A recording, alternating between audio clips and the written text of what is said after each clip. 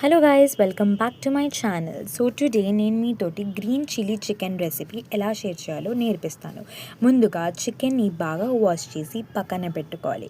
ఇప్పుడు చికెన్లో 1 spoon of పసుపు, red chilli powder, 1 spoon of salt వేసి 1 కప్ ఆఫ్ కర్డ్ వేసి బాగా మిక్స్ చేసుకోవాలి.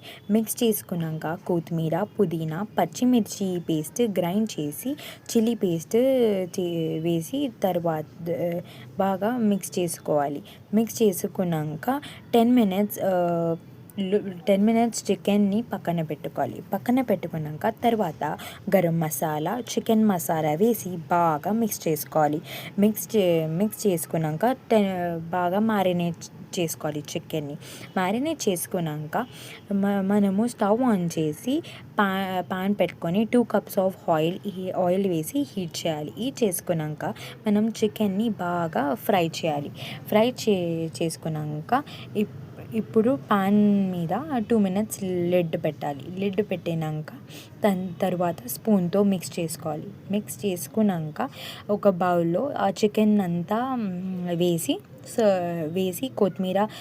కొత్తిమీరతోటి గార్నిష్ చేసుకుంటే బాగా వేడి వేడి బగారన్నంతో green chilli chicken recipe ready. Bye.